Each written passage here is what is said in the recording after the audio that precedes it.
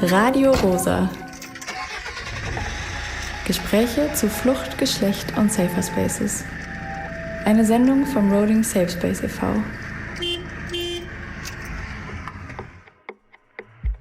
Herzlich willkommen und schön, dass ihr eingeschaltet habt zu einer weiteren Folge von Radio Rosa.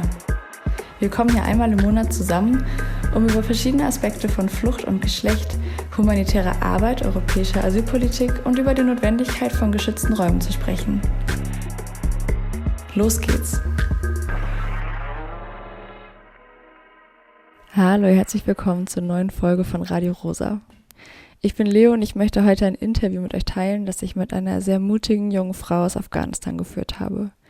Ihr Name ist Khatima und bevor wir sie hören, soll es heute noch darum gehen, wie dieses Interview überhaupt entstanden ist. Es gibt eine Person bei Rosa, die einige von euch bestimmt schon kennen. Sie heißt Vier und hat vor 2 Jahren mit ihrer Familie in Rezona gelebt. Rezona ist eines der geflüchteten Unterkünfte in Griechenland, die Rosa seit März 2022 zweimal die Woche anfährt. Vier war damals noch Teenagerin, konnte aber schon sehr gut Englisch und hat angefangen, im Rosa Space zu übersetzen. Einige Zeit später ist sie nach Deutschland gekommen, kam wieder in ein Geflüchtetencamp. Kurzerhand hat sie damals den allerersten Rosa Safer Space in Deutschland in ihrer eigenen Unterkunft gestartet. Inzwischen geht sie hier zur Schule, arbeitet nebenbei bei Rosa und hat die Rosa Connecting Community, genannt ROCOCO, aufgebaut. ROCOCO vernetzt geflüchtete Frauen in Deutschland und bietet zurzeit vor allem auch online Deutschunterricht an. Alles organisiert über WhatsApp-Gruppen. Vier hat mir vor kurzem den Kontakt von Khatima geschickt, einer jungen Frau aus Kabul, die über das Internet von ROCOCO erfahren hat und seither an den Deutschkursen teilnimmt, obwohl sie noch in Kabul lebt. Sie lernt schnell, kann nun schon ein bisschen Deutsch. Sie spricht außerdem sehr gut Englisch und möchte gerne ihre Geschichte erzählen, der Welt sagen, wie es ist, gerade als Mädchen oder Frau in Afghanistan zu sein. Wir haben einmal miteinander telefoniert, uns kennengelernt und uns für ein Interview für Radio Rosa verabredet. Wir wollten es am 29. September machen. An dem Tag schreibt mir Khatima, sie sei etwas krank, ob wir es morgen machen könnten? Klar, wir verschieben es auf morgen. 30. September 2025, 10 Uhr deutsche Zeit. Dieser Tag ist außerdem der 3. Todestag ihrer besten Freundin, die bei einer Explosion starb und der sie diese Sendung widmen möchte. Ich erinnere mich dunkel an die Nachrichten von damals und lese auf der Internetseite von Amnesty International nach. Am 30. September 2022 verübte ein Selbstmordattentäter einen Anschlag auf das Kaj Educational Center im überwiegend von Hazara-SchiitInnen bewohnten Kabuler Stadtteil Deshte-Braci. Dabei wurden 54 Hazara getötet und hunderte weitere schwer verletzt. Die Explosion in dem Bildungszentrum ereignete sich, als zahlreiche Schülerinnen Probetests zur Vorbereitung auf die Hochschulaufnahmeprüfungen ablegten. Die Opfer waren also überwiegend junge, weibliche Studentinnen. Der Anschlag ist einer von mehreren gezielten Anschlägen, die in den vergangenen Jahren insbesondere Hazara-Mädchen und Frauen zum Opfer hatten. Am nächsten Morgen, an diesem Jahrestag also, schicke ich Khatima einen Link für unseren Videocall. Der einsame Haken in unserem Chat an meiner Nachricht verwundert mich. Als es 10 Uhr wird und der einzelne Haken mir verrät, dass sie meine Nachricht noch nicht mal empfangen hat, weiß ich, dass etwas nicht stimmt. Sie antwortet normalerweise schnell und sie hat sicherlich nicht unsere Verabredung vergessen. Ich lese auf der Nachrichtenseite der Tagesschau.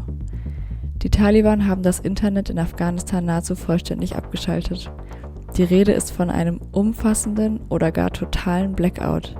Telefondienste sind ebenfalls betroffen.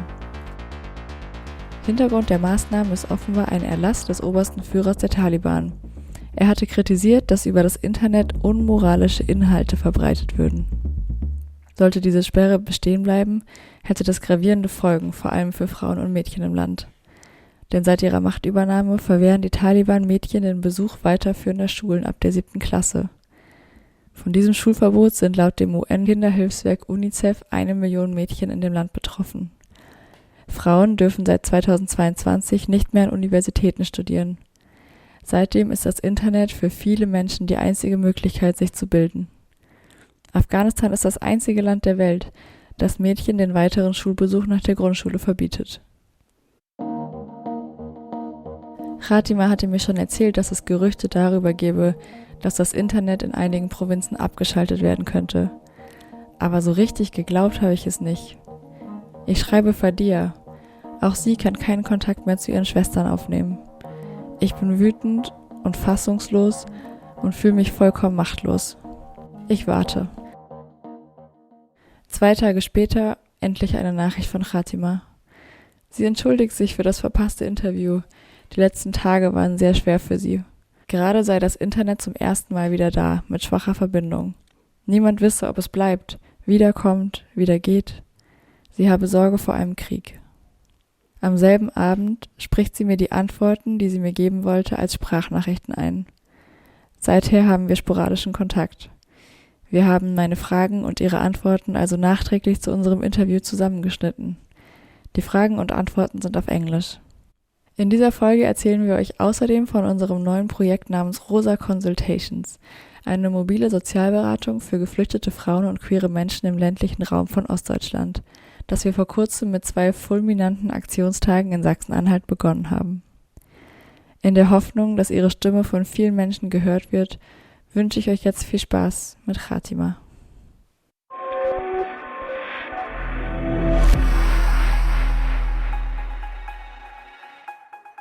Es war einmal ein Mädchen. Sie hat gelacht und gelernt. Sie hatte große Träume, aber dann kam Dunkelheit. Manche Leute sagten, du bist ein Mädchen, du darfst nicht lernen, nicht lachen, nicht leben. Das Mädchen hat nicht zugehört. Sie sagte, ich kann nicht, nein, ich mache meinen Weg selbst. Man machte ihre Stimme still, aber sie schrie im Herzen. Sie ist ein Mädchen aus Afghanistan.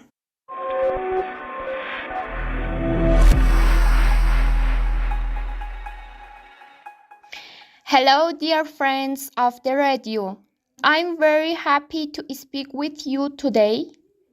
We had planned to record this program on the 30th September, but unfortunately, the internet was down across the country for 2 days. 30 September is the day when the worst thing in my life happened. The martyrdom of my dear friend Zahra. Miss Lou and I wanted to have this program on that day to honor and remember her. But the internet was not working, so it was not possible. I really don't know what will happen in Afghanistan, and I'm very worried about my family, friends, and all my people.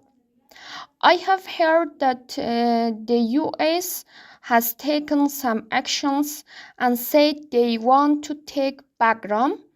I hope everyone stays safe and well, and that our hearts remain full of hope.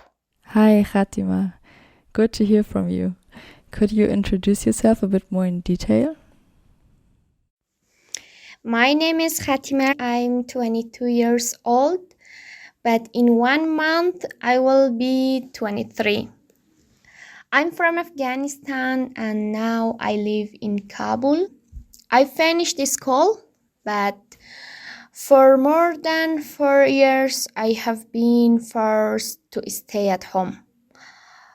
Only because I'm a girl and I'm not allowed to study. I'm a social and open person. I become friends with people very quickly, and I'm always honest. I love reading books, especially novels. I also enjoy taking photos in nature, doing makeup and cooking. And could you tell us a little bit more about your family and childhood? When were you born and how did you grow up? Sure. I was born in a religious family and I'm from the Hazara people. My childhood was full of sweet moments, but it had many challenges too. My father is a fruit seller and my mother is a housewife. I have 7 sisters, 2 are older than me and 5 are younger. After us, my little brother was born. He is the 9th child of our family and now he is 1 year old. He brings a lot of joy to our life. Since I was 7 years old, I worked with my sisters at home weaving carpets to help pay for schools and our clothes. From a young age, I had big dreams to study, build a bright future, and become a useful person for my society. Helping others always gave me the most beautiful feeling in the world, a feeling of peace and happiness. I was born in November 16, 2002 in Pakistan. At that time, the Taliban had taken over our country and my family had to leave. When I was 2 years old, we returned to our country back, and on that time Hamid Karzai was the president of Afghanistan and girls were allowed to study and work. I grew up in Kabul and finished school here. I was in the 12th grade when the Taliban came back and closed the doors of hope and education for us again. As a girl growing up in Afghanistan, how did you see your role or your place in society? To be honest, my role in society as an Afghan girl has always been full of challenges. Sometimes people expected me to stay quiet and not ask for my rights. Sometimes they thought women are weak and can't do anything. But I didn't stay quiet. I stood up, I wrote, I studied, and I learned many skills. For me, it's clear that everyone can achieve what they want. Only willpower and effort are important. What were your dreams back then? My dream was to study and build a strong and great character, and to serve my people and my country. I always wished that my country would be free and peaceful, that everyone would be united, and that everyone could reach their dreams. I dreamed that after finishing school, I could go to university. I wished that people would be kind to each other, have a clear conscience, and always think about progress and improvement. Even now, these dreams are still alive in my heart and guide me. Thank you so much for sharing all of this already. Before we continue, do you have a wish for a song that we could play? Song? Yes, it's very nice to have a song, and the song I like is Hero, in Persian, Kahraman, by Ariana Said. The song gives me hope and helps me stand up again and keep going. به Wenn ihr diese Sendung als Podcast hört, dann findet ihr alle Songs in der ROSA Spotify Playlist und den Link dazu in den Shownotes.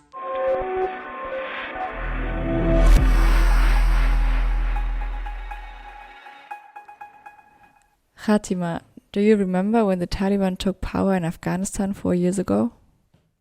Yes, I remember exactly. When the Taliban took power again, it happened in August 2021.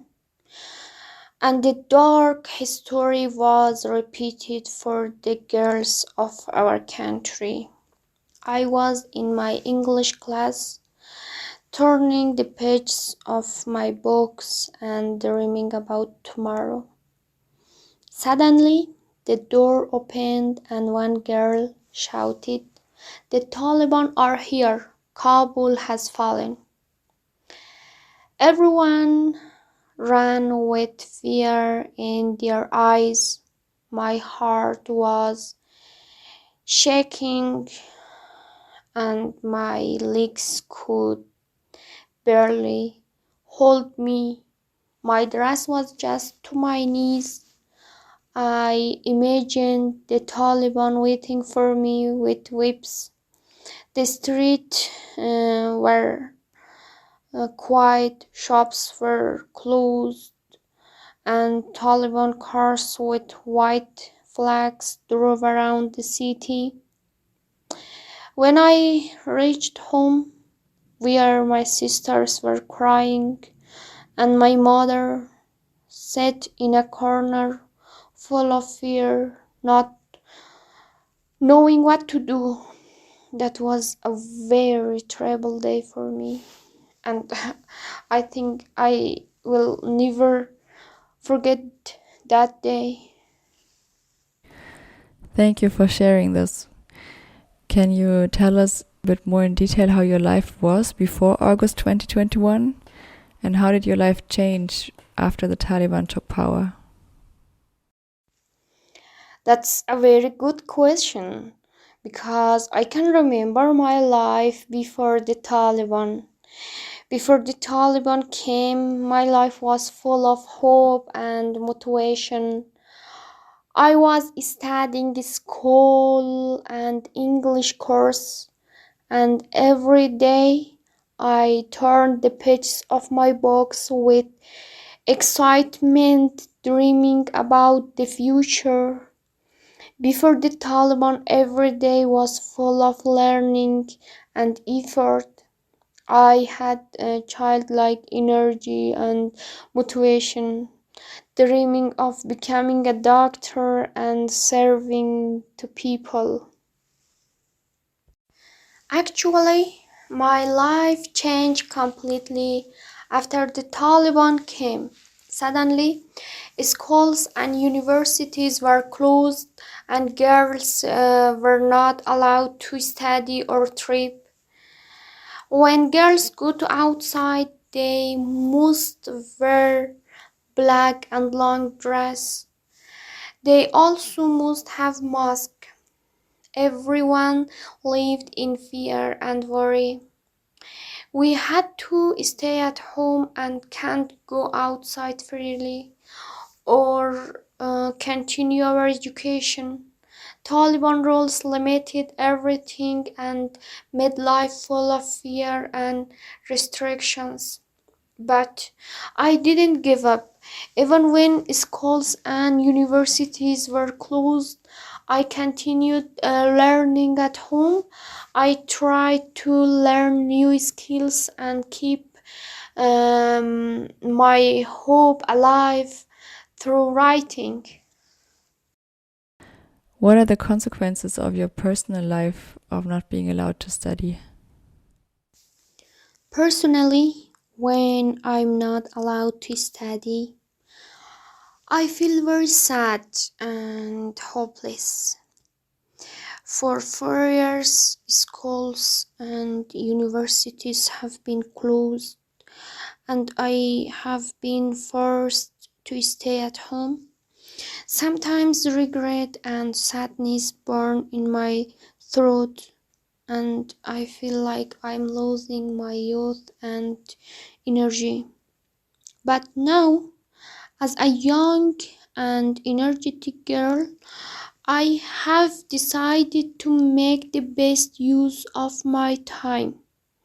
Even if the university is closed, I study at home, learn new skills, and make myself stronger through writing and effort. I want to show that nothing can stop someone with strong willpower.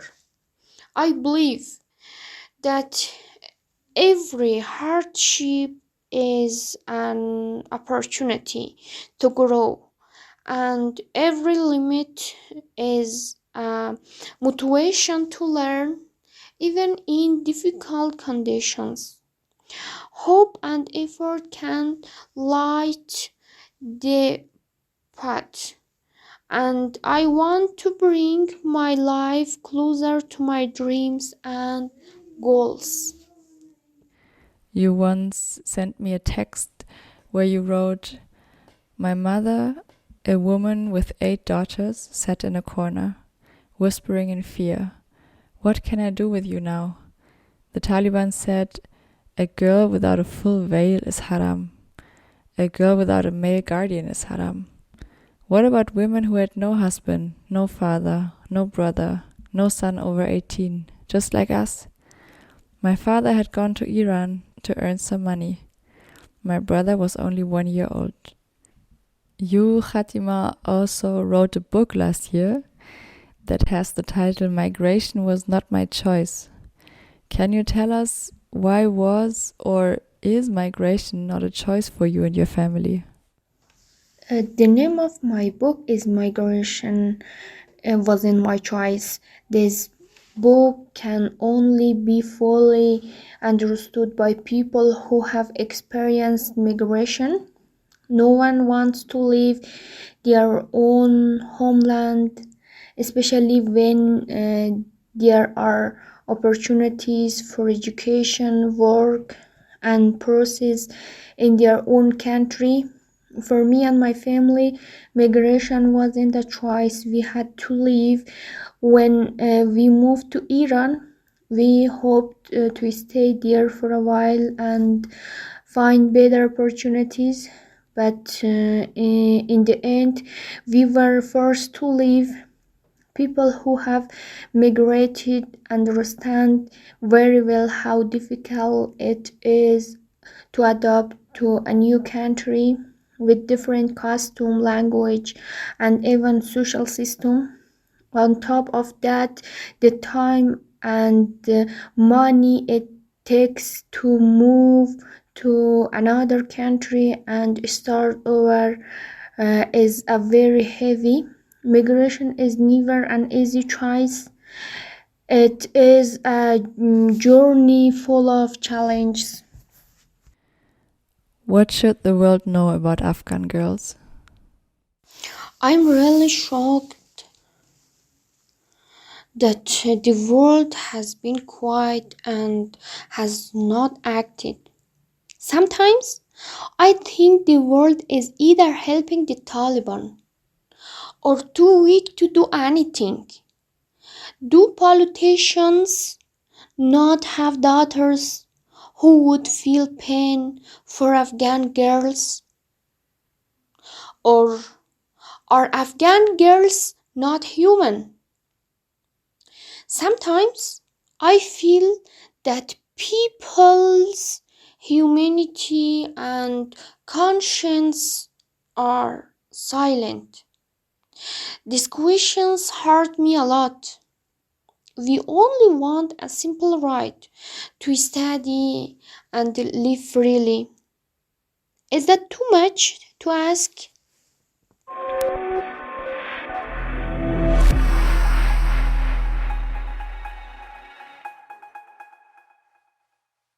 Khatima, you told us that the day in August 2021 when the Taliban reached Kabul was one of the worst in your life.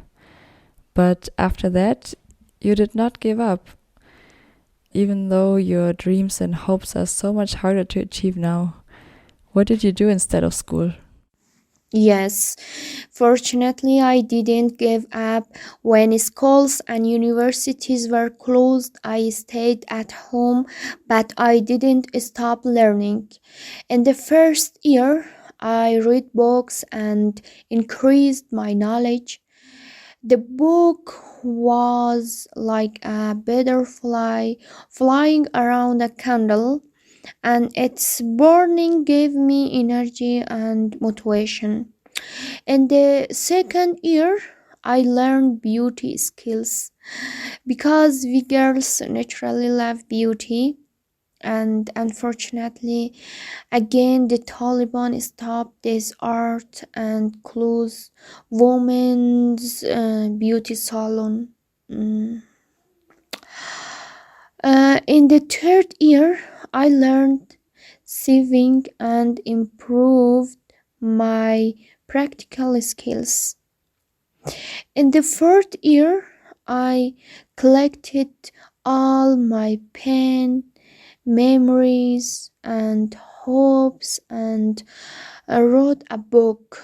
Writing helped me keep the voices of myself and all girls alive, so the world can see that we still have hope and dreams, and no limit can destroy our will and spirit.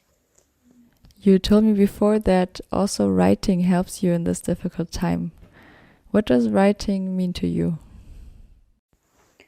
Writing has really helped me in these hard days. When the Taliban came and took away our schools, freedoms, and many of our dreams, I felt trapped and scared. Writing gave me a place to be myself and speak from my heart, even when I couldn't speak freely outside. Through writing, I can share my feelings, my pain, and my hopes with others. Writing reminds me that my dreams, like becoming a doctor and helping the people of Afghanistan, are still alive, even when the world around me feels dark. Writing also helps me keep the memory of my dear friend Zahra alive. Every word I write feels like a small step toward freedom. Writing gives me strength, courage, and hope to continue to believe that one day we will live in a free and safe country where girls can study and follow their dreams without fear.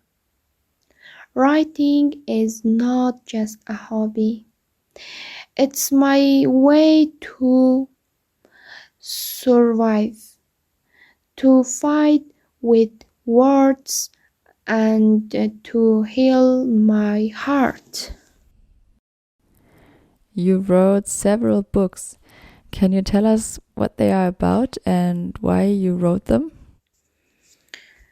I have written 3 books so far. My first book, Afghanistan, in the mirror of my tears, is about my life as a girl in Afghanistan, the pain and hope of girls, and their right to education, freedom, and justice. I wanted to bring the voices of all silent girls to the world. My second book, Migration, was not my choice. Tell the story of my family and me. Our migration and fight to continue life. My third book, Motherhood from the Heart, Not the Body, is about deep human experiences, motherly love, responsibilities, and endless care. I wrote these books to show the lives of Afghan girls, keep their voices alive, and send message to the world. And if some of our listeners are interested in reading your books, can they find them somewhere already? My books are not published yet. Right now it's just me working on them, and I don't have anyone helping with the publishing process. At this moment, my books only exist in my mind and in my hands. However, your emotional support means a lot to me. I hope that one day I'll be able to share these books with others. If someone wants to read them, they are not available anywhere for now. But I dream of a time when I can get them published and share the stories with the world. Your encouragement and support are as important to me as the books themselves. Can you tell us about your friend Zara? Zahra, my friend and classmate, was my companion in dark days. We studied together, laughed, and cried. Zahra always said, Khatima, pray I succeed. Becoming a doctor is my dream. Unfortunately, she was killed in an explosion and was no longer with me, but her memory and dreams still live in me. Now, with my pen and dry tears, I promise to live Zahra's dreams and keep her voice alive. Zahra was a light of hope for me, and her light still burns in my heart. How does it feel for you carrying on her dream? Carrying Zahra's dream is both a responsibility and an honor for me. Every day, when I take my pen and write my stories and memories, I feel that she is still with me, and her kind eyes guide me. Zahra was a light of hope for me, and her light still burns in my heart.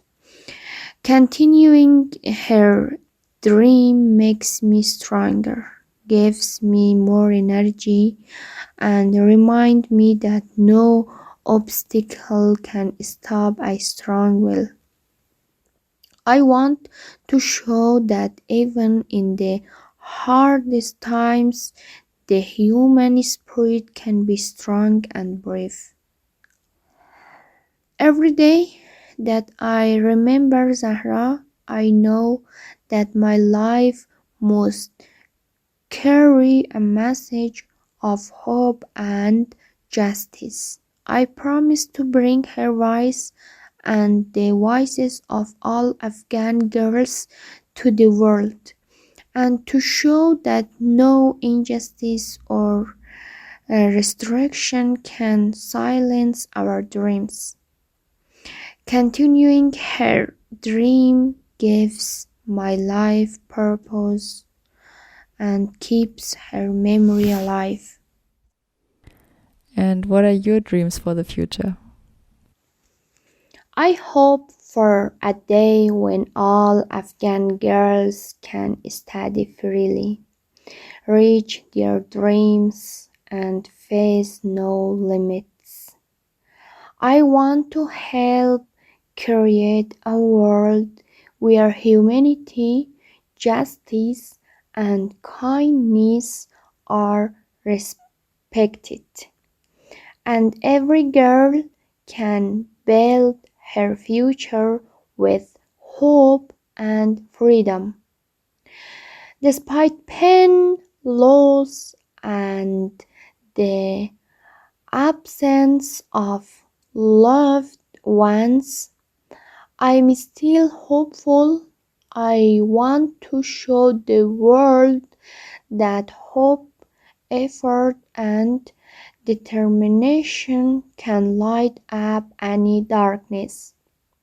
I want to be the voice of Afghan girls, and my message is clear. No injustice or limit can destroy our dreams. In the very beginning of this radio show, we heard a poem of yours that you wrote and read to us in German. I wanted to ask you about this because it's actually our connecting point, right? Because you are learning German with Rococo.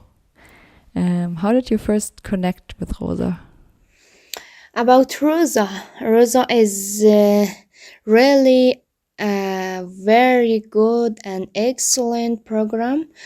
One day my friend sent me the link on WhatsApp, and for more than 4 months I have been learning German with this program. The teachers in Rosa are very kind and very nice. This program has been very useful and inspiring for me, and I really appreciate it. If you could send one message to the whole world, what would it be? Okay, I want to say so short. My message to the world is that no injustice, war, or limit can destroy human hope and will. Afghan girls, even in the hardest conditions, are full of hope, courage, and love for life.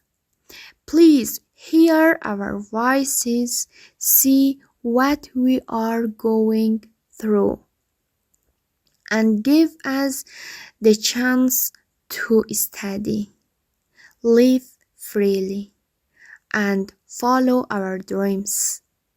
We only want our simple human rights to learn, to love, and to live without fear. I ask you to be human and care for us. We are not alone. Every voice that listens keeps hope alive. We want to show that even in the darkest moments, light and hope can shine and change life. Thank you very much. Thank you so much, Khatima, for sharing your story.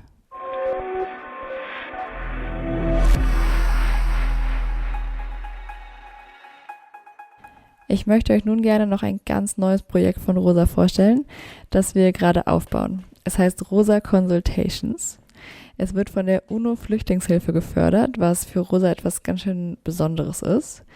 Denn unsere Arbeit musste bisher weitgehend unabhängig von institutionellen Förderungen funktionieren und hängt fast ausschließlich von privaten Spenden ab. Und vor allem die Arbeit in Griechenland. Das neue Projekt ROSA Consultations wird eine mobile Sozialberatung für geflüchtete Frauen und queere Menschen in Deutschland, insbesondere im ländlichen Raum von Ostdeutschland, anbieten.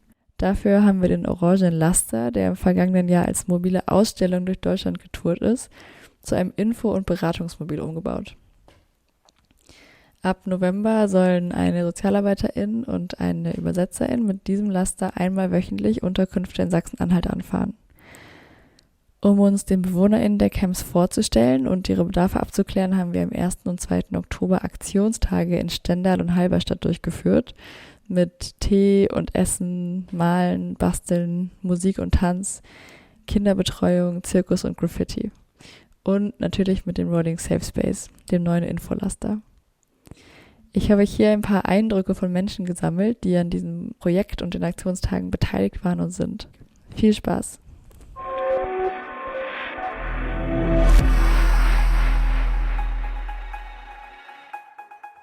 Hallo, ich bin Isabella. Ich bin aktuell in der ROSA Lokalgruppe in Halle aktiv und ich war bei den Aktionstagen in Stendal und habe die Kids mitbetreut. Und ein ganz besonderes Erlebnis war, dass ich 2 Mädchen, die ich zuvor in Griechenland über ROSA kennengelernt habe, dort wieder getroffen habe. Und das war auf der einen Seite ein total schönes Wiedersehen und ein total schöner Tag. Auf der anderen Seite hat es mich natürlich auch traurig gemacht, weil ich angesichts der politischen Lage Angst habe, dass die beiden keine Duldung bekommen. Und weil ich mir vorstellen kann, dass das Leben in dieser Unterkunft nicht sehr kindgerecht ist. Genau, und ein schönes Erlebnis war noch zu sehen, wie viele Leute Lust hatten, an dem Tag mitzumachen und wie viele Kinder, aber auch Frauen dazugekommen sind und beisammengekommen sind und mit uns Kuchen gegessen haben und gespielt haben und gequatscht haben. Ja, und das hat mich total gefreut. Hallo, ich heiße Adila Faizi, ich komme aus Afghanistan. Seit 3 Jahren lebe ich in Magdeburg.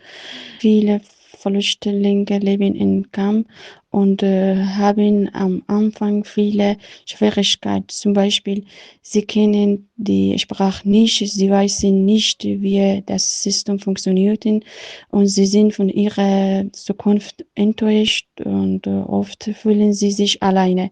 Solche Projekte sind sehr wichtig, weil sie Hoffnung geben und zeigen, dass es Menschen gibt, die helfen wollen. Und sie haben mit einigen Leuten gesprochen, die durch ROSA Unterstützung bekommen haben.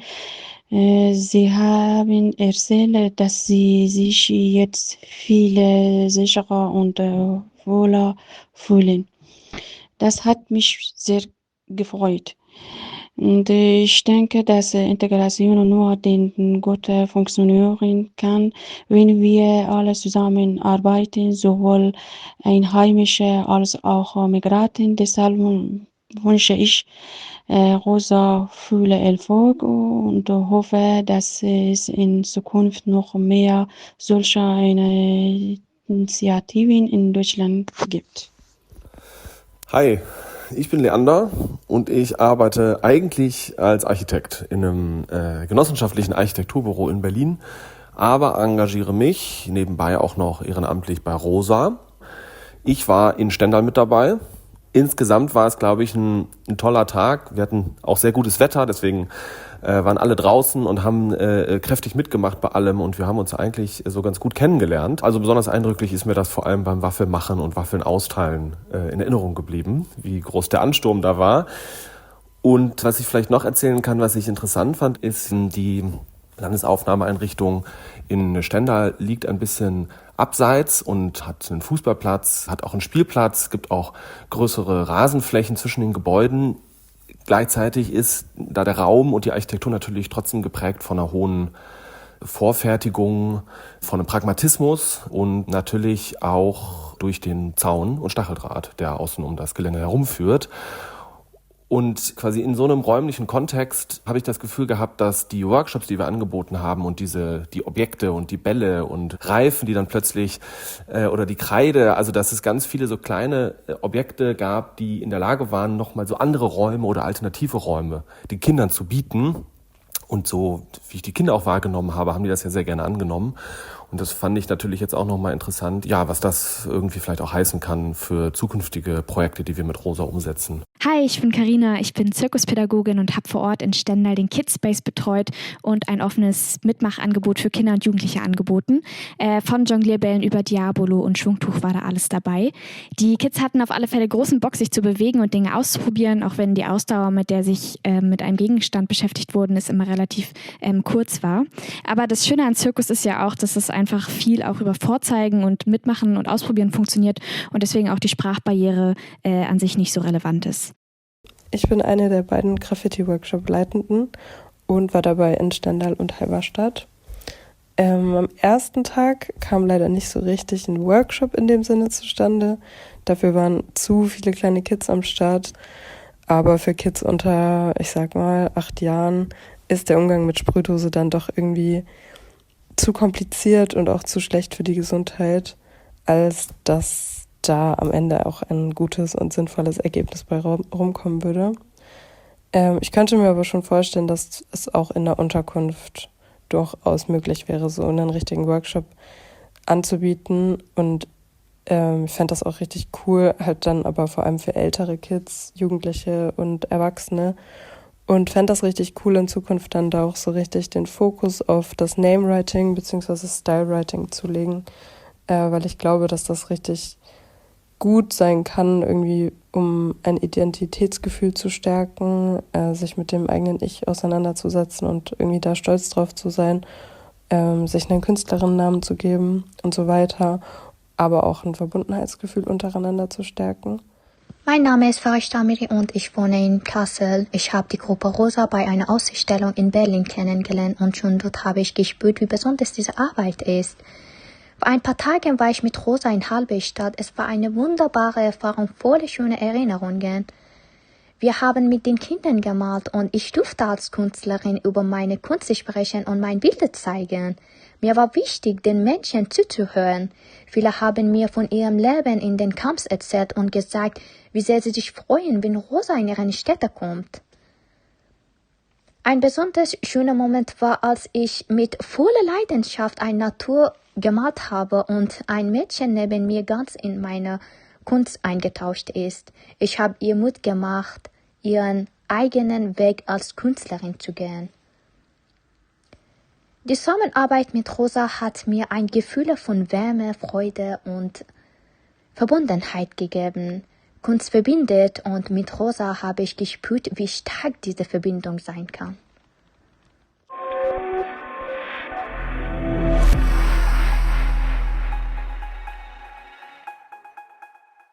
Das war's für heute. Wir freuen uns wie immer sehr über Feedback und auch Themenwünsche für die nächsten Folgen. Ein Shoutout geht raus an alle Menschen, die sich für sichere Fluchtwege und mehr Safer Spaces für alle einsetzen. Insbesondere an alle diejenigen, die gerade jetzt die Frauen und Mädchen mit all ihren Träumen in Afghanistan nicht vergessen.